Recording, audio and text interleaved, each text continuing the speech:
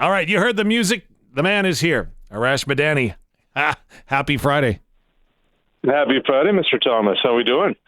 So far, I haven't wrecked anything. How about you? Well,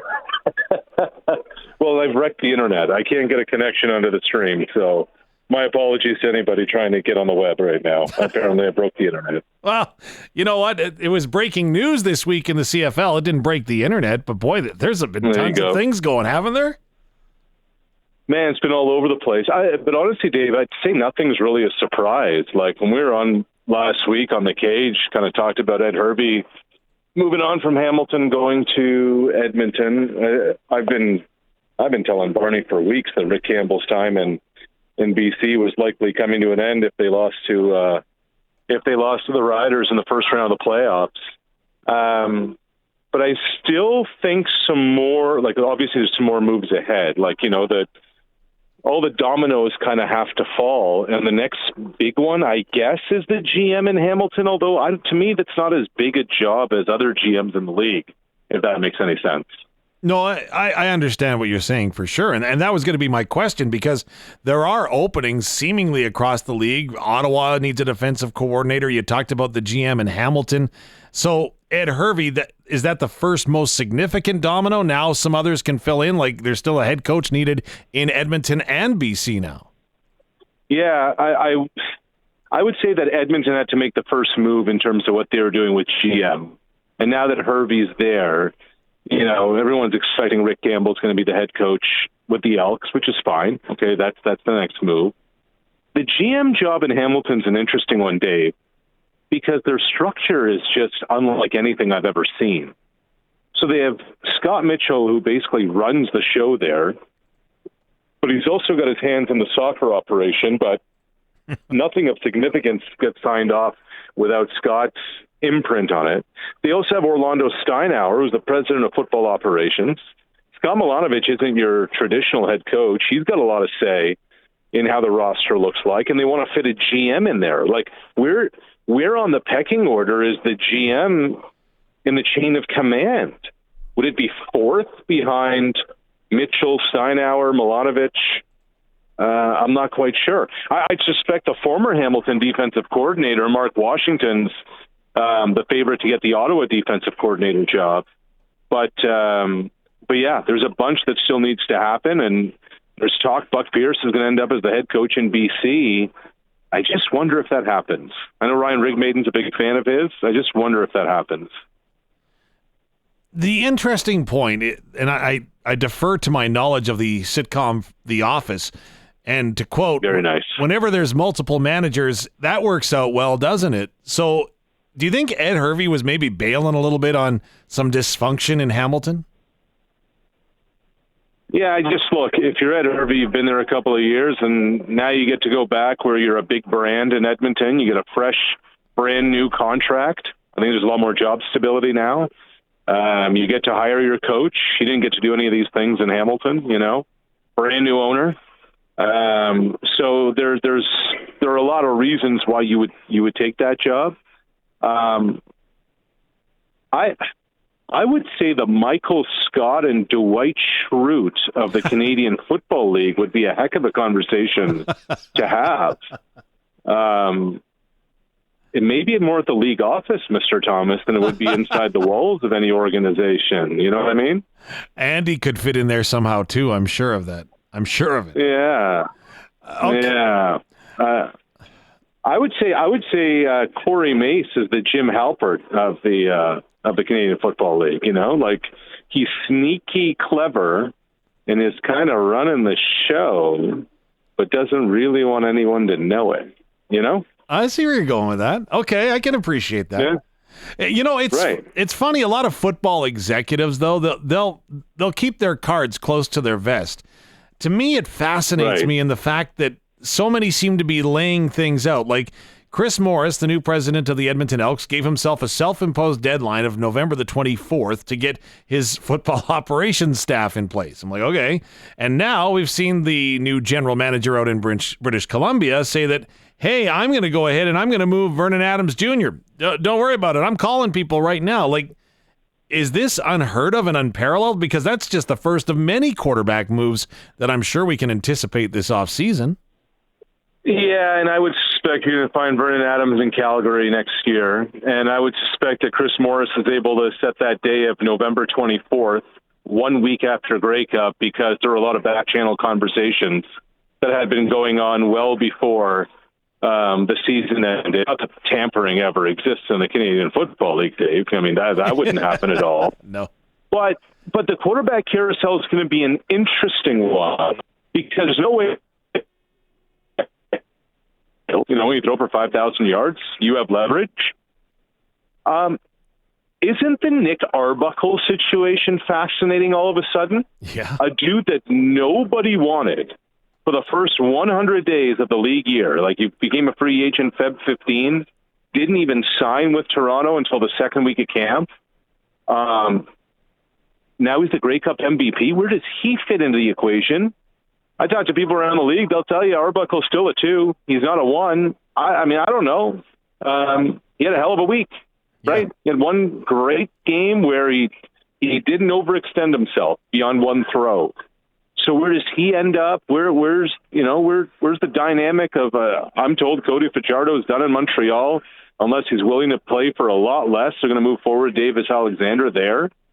So there's a lot of kind of moving parts of the quarterback position that still has to unfold. What about in Ottawa? Jeremiah Masoli and Drew Brown, they coexisted this season. Do they continue to coexist, or are the Red Blacks even thinking maybe they can find an upgrade? I'm told that Drew Brown is going to be the starting quarterback in Ottawa next year. They're moving forward with him as the quote-unquote guy.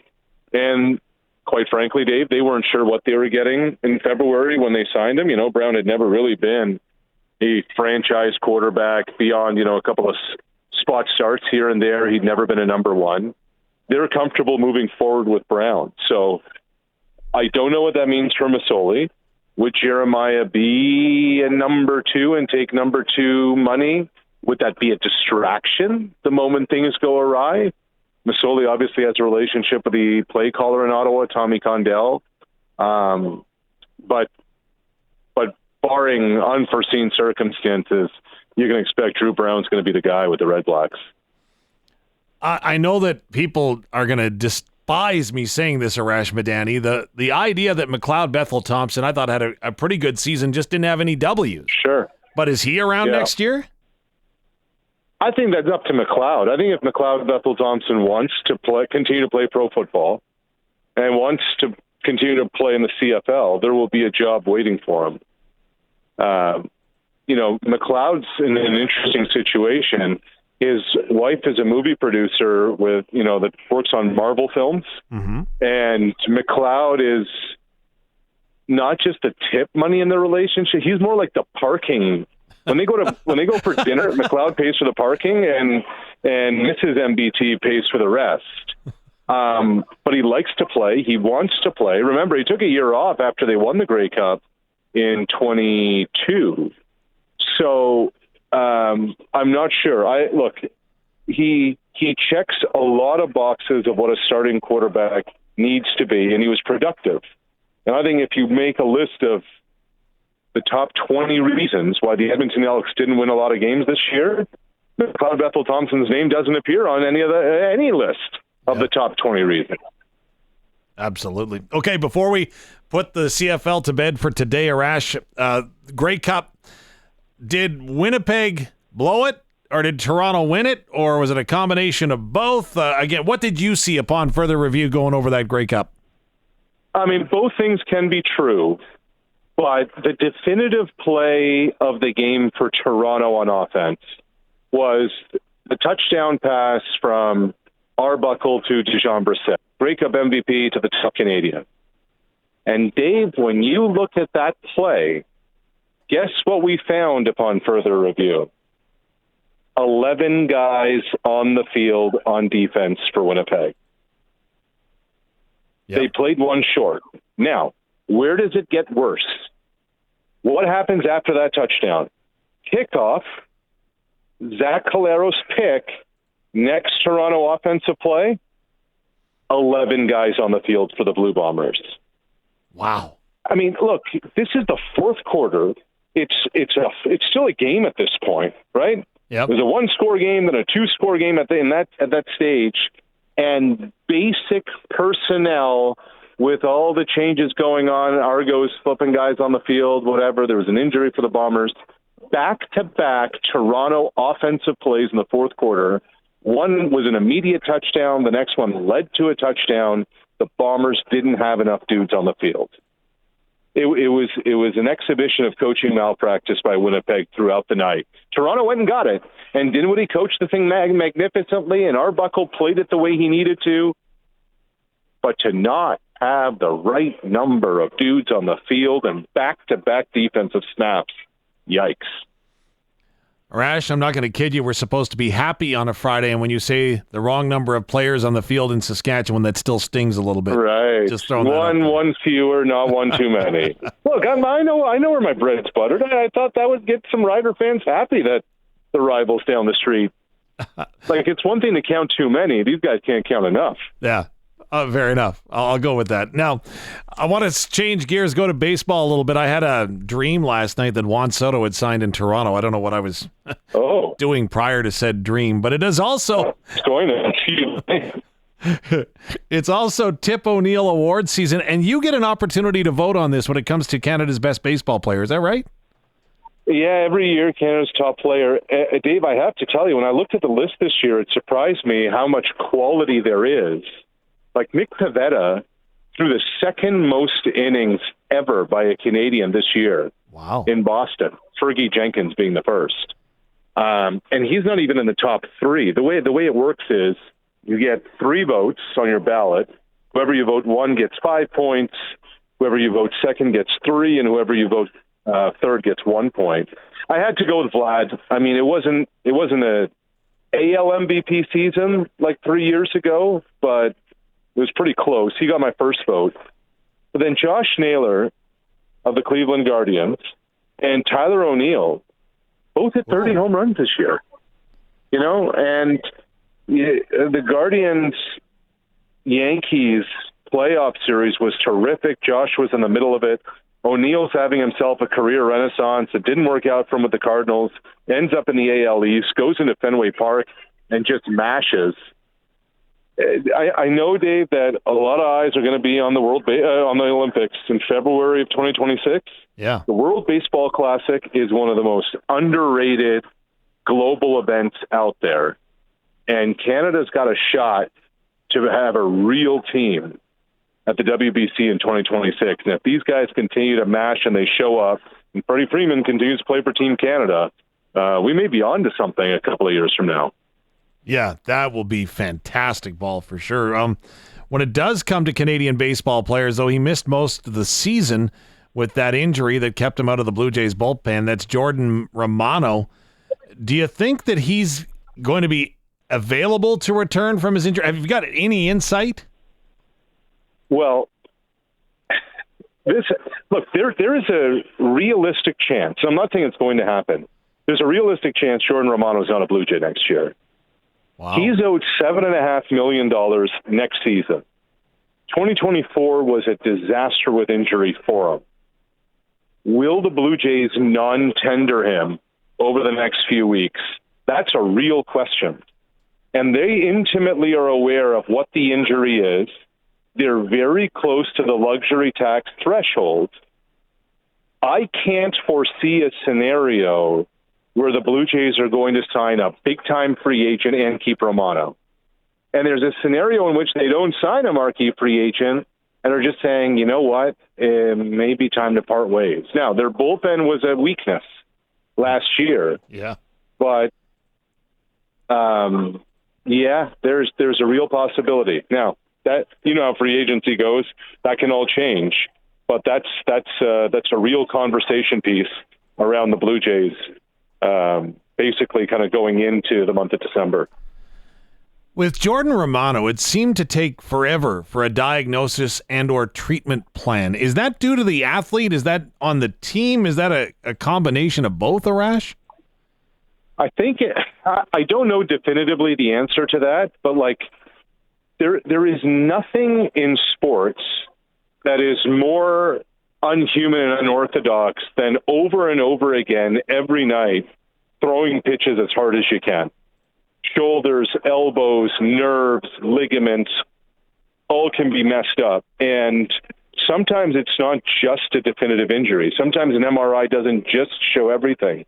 Sometimes what you think it may be and having treatment to fix it won't. And sometimes there's not a definitive surgery out there that's going to repair it all. So that's why, like, the whole thing was murky from the beginning. Like, he wasn't right in spring training. He was on and off the injured list in the early to midway part of the season. Then he was shut down for good. So it's, and then the bounce back, Dave, becomes the question afterwards. So I think there's a lot more answers needed on the Romano front, and nobody's really forthcoming as to what exactly it was. All right, before we move on, we've got two more pieces of business to take care of. First of all, up in Saskatoon last night, the men's senior national team took on the Dominican Republic, scored a very convincing win in AmeriCup qualifying, which, of course, can lead to an opportunity for a berth in the AmeriCup, then the World Cup, and then the Olympics. You were at the Olympic Games when the NBA players were involved. These aren't NBA players up in Saskatoon, but it has some definite ramifications. I'm surprised that the NBA hasn't adopted some form of international window like other sports have. Are you surprised at that at all? I'm not. I mean, the big one that is the main Olympic qualifier, but even a big international event, is the FIBA World Cup. Summer of 2023, Canada went to Jakarta and Manila. Those guys committed for a month in Asia, Dave. Yeah. And that was not only were they qualified for the Paris Olympics, but they ended up winning bronze at the World Cup for the first time ever. So it's more of a summer thing. These are a lot of FIBA things that help with your overall ranking, et cetera. Okay. But the NBA is not going to give anybody its revenues unless there's a lot in it for them. And FIBA isn't going to give the NBA any revenues because they don't care. And so, like, this actually, like, that World Cup team 2023, Trey Bell-Haynes, who's kind of become the face of this window's national team, Trey Bell-Haynes played for Team Canada then. And having guys who can play international rules, international basketball, matters even when the NBA guys are around. Well, of course, Canada will wrap up that qualification Sunday afternoon when they take on the Mexicans here in Saskatchewan and, of course, up at SaskTel Center in Saskatoon. Now, Arash, before we let you go on this Friday, the Regina Pats are getting set to go out on a long road trip, and we've been talking about road trips, and many of us live vicariously through you and your travels around the globe. Any packing mishaps or tips that you would want to share so you're not like me and forgetting your contact lenses before you try to go call a football game on the road? Dave, you know what's amazing? I spend so much time on the road, I swear every trip I forget something. But my packing routine is that whatever's in my carry-on, whatever's in my suitcase, if it's a long trip that I check,